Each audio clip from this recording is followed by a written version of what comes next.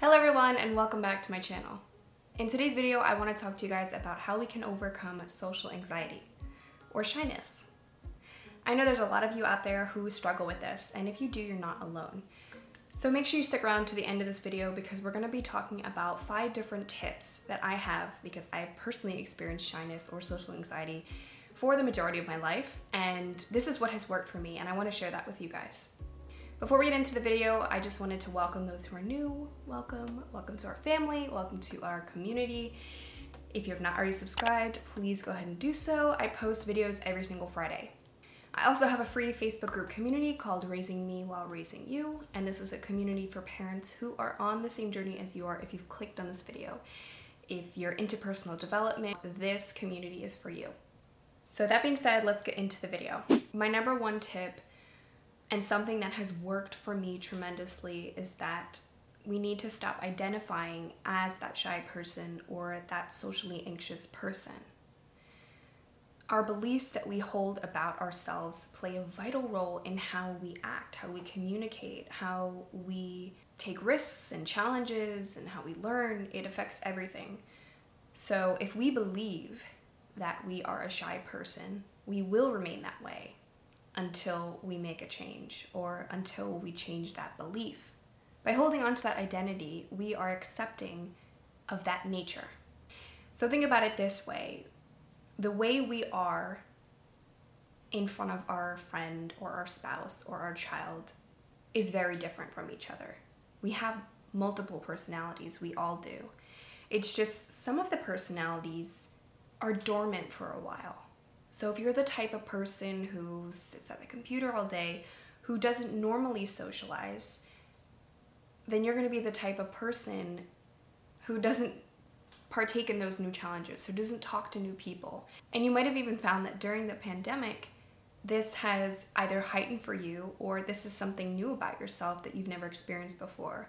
Or maybe you've even seen your child develop these new tendencies.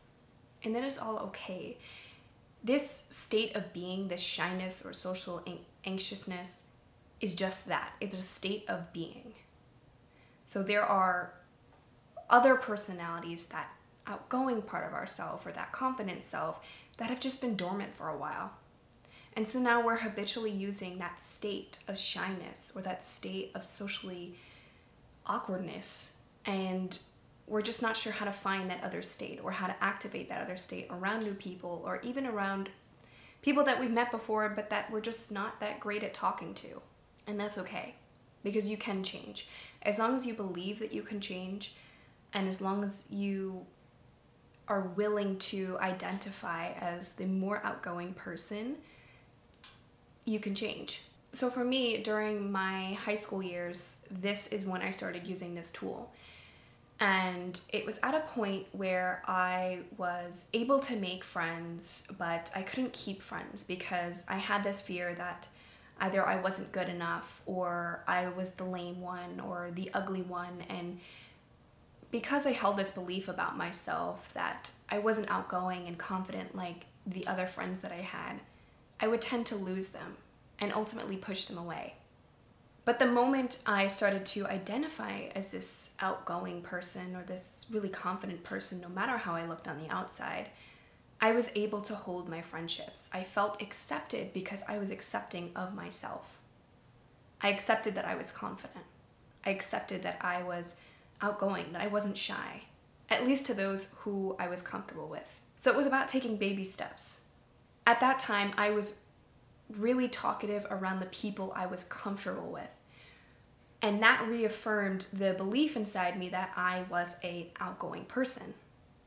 So I knew I had the ability to be outgoing because I was able to be outgoing around these people that I was more comfortable with. The second tip I have for you guys is to not condition yourself to be shy or socially awkward. And what I mean by that is, like I was saying before, that this is just a state of being. It's become habitual for us. So if you're the type of person who, for most of the day, you are sitting behind a computer screen, or your job requires you to not be around as many people, or you're a stay-at-home parent and you spend the entire day with your kids, Because that has been a state of being for you and that is a habit you created, you're now more likely to remain in that state of being even when you're around other people. So maybe you find yourself nervous in a public setting. Maybe you find yourself nervous to talk to other parents in your community. Maybe you're nervous about talking on the phone or striking up a conversation with a stranger if you need help. These are all things that are completely normal and things that I struggled with. And the biggest step that we need to take is being okay with getting uncomfortable, because the only way we're going to make a change is if we face that fear. So for me, I had to face the fear of talking on the phone. I had to face the fear of presenting in front of an audience. I had to face the fear of filming my first YouTube video. I had to face the fear of talking to a stranger in public. It was baby steps, things that I did along the way that reaffirmed that belief in myself that I was capable of doing it. I was confident. I could be confident. So it's about taking steps day by day to make yourself a little bit more uncomfortable. Maybe after being behind the screen all day, you go out in public for an hour. You take a walk in your community and say hi to a stranger. Or you go to the grocery store and ask somebody for help. Or you talk to more strangers in the grocery store. I will tell you this, there will be that fear inside of you that tells you that someone will judge you, or someone will think you're weird or stupid, or that you're awkward. And I would be lying to you if I said that's never going to happen, because you will be rejected. And in fact, we need to be rejected. We need to be judged or made fun of at some point, because for me, if you're anything like how I am, that was my biggest fear, of being rejected or judged. And it's going to happen. We're never going to face our fears if we still have that fear inside of us. But if we face that fear and we get rejected and we get judged, guess what? It's no longer a fear that we have. Or maybe that fear becomes less and less each time. That is the important part of facing the fear. Because once we're comfortable with facing the fear, we can move on to the next challenge and the next challenge and the next challenge and just keep growing. And at some point, you're no longer going to identify with being shy or socially awkward. Like, if you're watching this video and if you've never seen my videos before, if you've never known that I used to be socially awkward or shy as a young adult, you wouldn't believe me, because I don't act shy on camera. I don't act shy in front of people. I'm not usually socially awkward. I can be sometimes. I can fall back into those tendencies. But if you had just met me, you probably wouldn't have never guessed that. And it's all because I faced my fears. I put myself in those uncomfortable situations. I stopped conditioning myself to live that shy life. I had to recondition myself. I had to take baby steps to make myself more uncomfortable and to face my fears. Third tip for you guys, and this is probably one of my favorites, and I think it's the most effective. So if we want to get into this new identity, this outgoing or confident state of being, we're going to have to act that way at some point. First, we have to take the step to believe it, and then we have to act as if, even if that belief in ourselves isn't strong enough. Because the only way we're going to make that belief strong enough is if we perform the action. So something that works for me is, and it's going to sound so silly, but when I'm out in public, I'm in the grocery store, or I'm getting my hair done or my nails done, or I have a doctor's appointment. It could be random. Anytime I'm meeting a stranger, essentially, in my head, I always prepare myself and say, okay, this is how I'm going to act, or this is who I'm going to be this time. And because this person has no preconceived judgments about me, I don't get so worked up, and I don't get so worked up in my head about it. I can be anyone I want to be. And I know it's only going to be for 30 minutes or an hour, however long that appointment or that interaction in that setting takes. I know it's something temporary. So I'm able to be whoever I want, because In my head, I know that, okay, this is not gonna last too long. You can push yourself through it. You got this. I give myself a little pep talk. And when I'm at that appointment, I pretend as if I'm that outgoing person. I ask the questions. I talk my head off during the whatever. And it's such a great feeling afterwards. After you've been talking for however long you want to talk, or after you've made those uncomfortable statements, or you talked about yourself for so long, it is a feeling of, for me, it's just pure joy.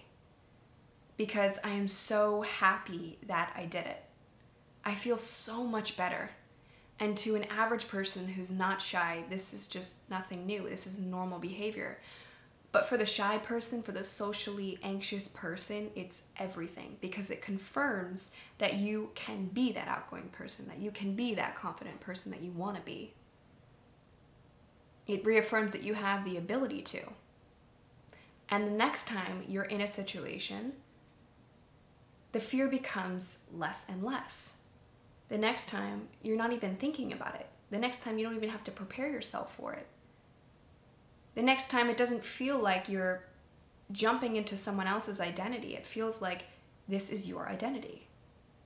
So this is a little trick that I've used for so many years, and this was something that really, really helped me. This is something I help my clients with. This is a secret that I'm only sharing with you guys here. But that is something that has worked for me tremendously. So the fourth tip, I've kind of talked about this a little bit, but if you have a fear about something, anything related to being socially anxious or shy, face it and take it step by step. Make each fear a goal that you have to face. If you have the fear of talking on the phone, work your way up and face the fear. If you have the fear of presenting, start small.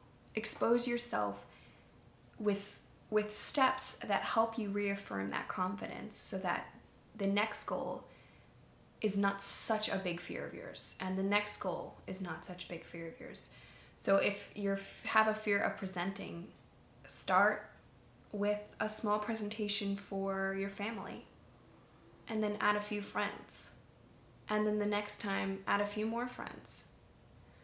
Or start with notes, with a note card. And then the next time, maybe a little less notes. And then the next time, no notes. And then maybe you add more people. So each time you perform this action, you set this goal, and then you achieve that goal, you're reaffirming that you can do it.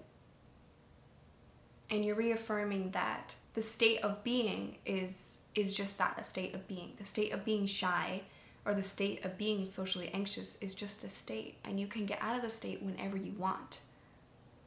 And by facing those fears little by little, you will confirm that belief. Because you ultimately want to strongly believe that you are outgoing, or you are confident, and that you're no longer shy, you're no longer socially anxious. And just to wrap things up, I want to jump back to the first tip with you. I want to really, really, really ingrain this in your brain. If you don't believe it, it will never change. And vice versa, if you believe it, it will remain. So if you believe you're shy, you believe you're socially anxious, you will remain that way, unless proven otherwise. So let me know if any of these tips work for you guys. I want to hear feedback from you if they've worked, if you're going to use my secret tip. And let's start a conversation, because I think this is really important. And I think this is something that a lot of people are struggling with, especially post-pandemic. There are people that I've met that have never experienced social anxiety, who have never been shy, who've been outgoing for most of their life, who are now shy and socially anxious. But they've forgotten that it's just a state of being, that they've lived just this habitual lifestyle for a period of time, and they're gonna have to re-expose themselves.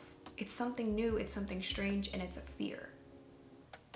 And there are also people who have experienced social anxiety, like myself, for their whole life, and have just never known that it was changeable, that they could change it, they could just reaffirm their identity, they could be someone else, and they don't know that.